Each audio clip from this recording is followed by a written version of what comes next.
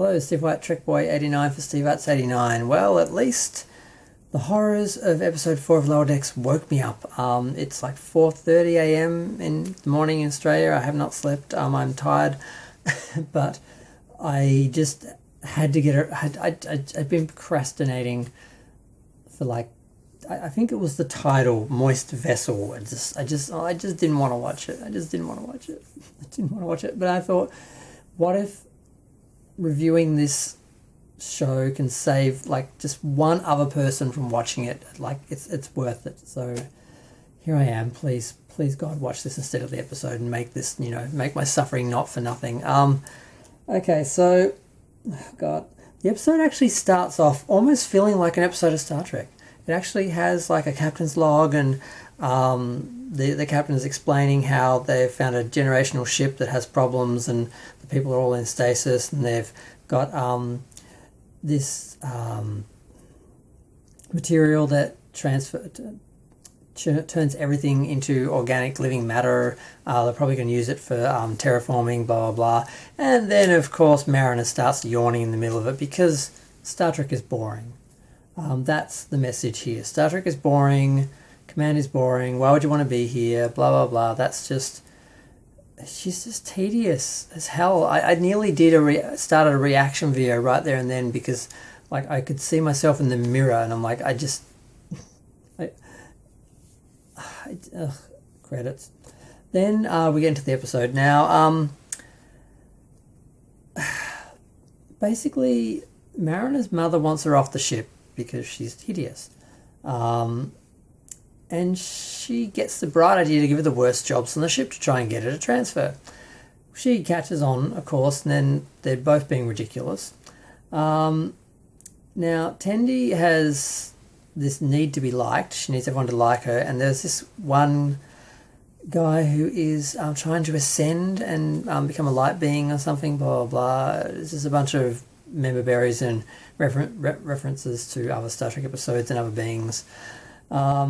She trips over his elaborate, I don't know what to call it. It was like drawings out of sand, symbols and things. He had his whole thing laid out, religious symbols and stuff. She messed it up. He couldn't ascend. He blamed her.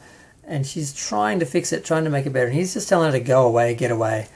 So that's tedious because she's so shrill, and because I was kind of almost liking her, but she's so shrill and demanding and just oblivious to the actual situation, and I didn't enjoy her at all in this episode. Rutherford didn't do much. Actually, he didn't do much at all. He's talking about some engineering stuff, and then he just sort of disappeared most of the episode.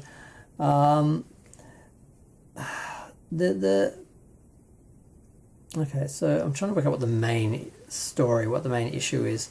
I guess once Mariner's mother realizes she's not going to transfer, because she sees how bored and uninterested Mariner actually is in the real functions of the crew and the ship, so and command and everything. So she decides to make her a lieutenant. So she decides to reward all her just bad behavior and allow her to fail up, of course, because that's what happens in it's like Kurtzman wrote it himself. It's like he wanted to do an episode about his life just failing up when he shouldn't.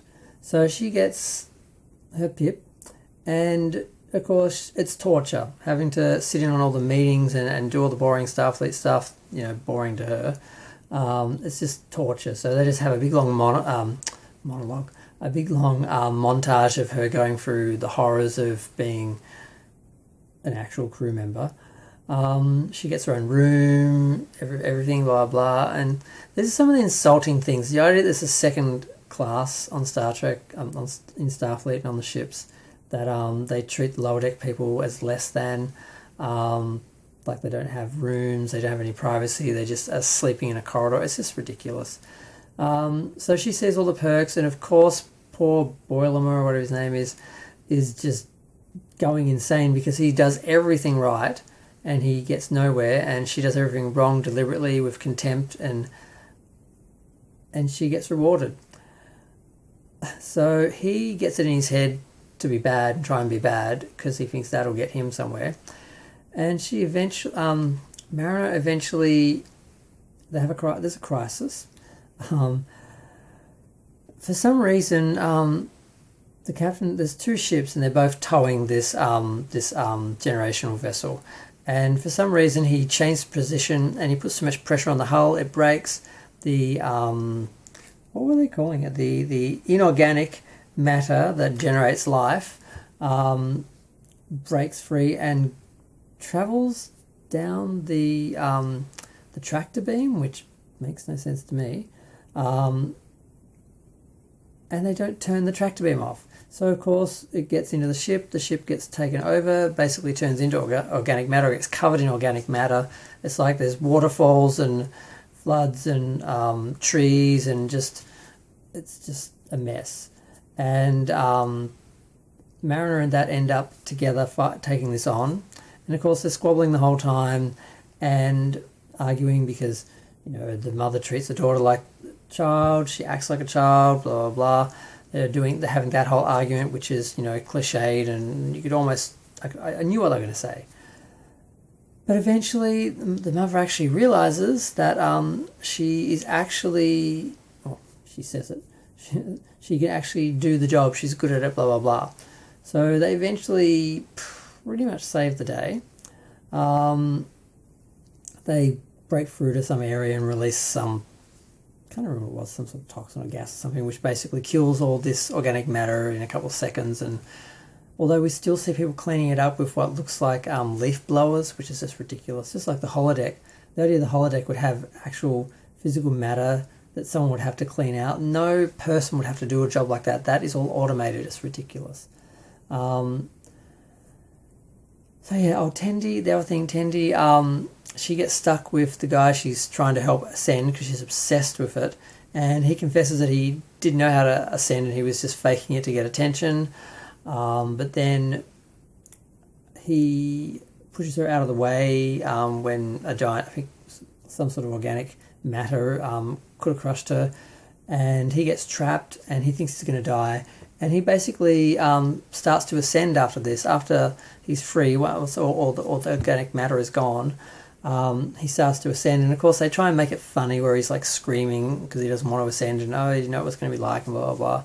And then there's this random thing where he's like, "There's a koala. What is it? What is it? What does it know?" Because he's seeing this koala with glowing eyes, and then he says, "Oh my God, the secret to life is," and then he explodes, and it's just, it's not funny, it's not clever, it's not interesting, it just doesn't work. There was no part of the episode that was funny. It almost felt at times like an actual structured Star Trek episode, though. It did almost have structure. It almost felt like a real story. But the characters are hideous and undermined anything resembling Star Trek in it. Then what happens? Well, Mariner gets... Oh, that's right. She gets demoted because she makes fun of an admiral, even though they've come to an understanding. And she said, well, maybe you might... The captain basically said to her daughter, maybe you actually could be one of my officers. Maybe this could work. And then she sabotages the situation, gets demoted, and goes back down to the lower decks where she's happier. So the story itself isn't that bad. Mariner's tedious as hell, of course. And Tendi was really annoying. She was just obsessed with trying to help this guy ascend because it was all about her. It was like, I need him to like me, I need him to like me. That's all it was about. And it just made her not this perky, interesting, enthusiastic character, but more this needy, annoying harpy sort of.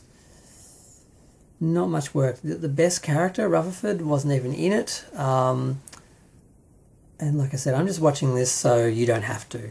And the part where she's yawning at the start just made me so angry. It's like Star Trek fans love Star Trek. They would give anything to be on a ship and to have that life. I mean, we'd all want to be on a starship in the future with all that technology and all that stuff. And they have this ungrateful, miserable character. And I'm like, what is the point? Are we supposed to think she's cool? Are we supposed to think, yeah, Star Trek's so dumb and stupid, she knows what's what. It's like, I don't know who the audience is for this. I don't know what they're trying to do. I just know none of it works. I didn't laugh. I wasn't entertained. I found parts just really predictable and just meh. It's just meh. And it's just so disappointing because I would give anything to have a new Star Trek show and to be able to get excited about something like the talk of Strange New Worlds going into production. I almost got excited for a moment about that, thinking maybe something would come out of it, but I don't know. I mean, this series does do individual episodes. The stories are almost like Star Trek stories. Almost. It's just the characters that ruin it. So maybe there is some hope for one of the other shows, but oh God. I think it still might have been the best episode so far because it had I felt like it had a really structured, normal sort of story, and really was just the characters that let it down. Whereas some of the other episodes, the story itself, it was annoying or it didn't really work. It was more like this was just the characters. So that can change. This has actually shown they can kind of structure a story, and it's almost more annoying because they could do better. But I'm just hoping there's some design or some plan or some arc to this character. She's not just an irritating Mary Sue that gets everything handed to her.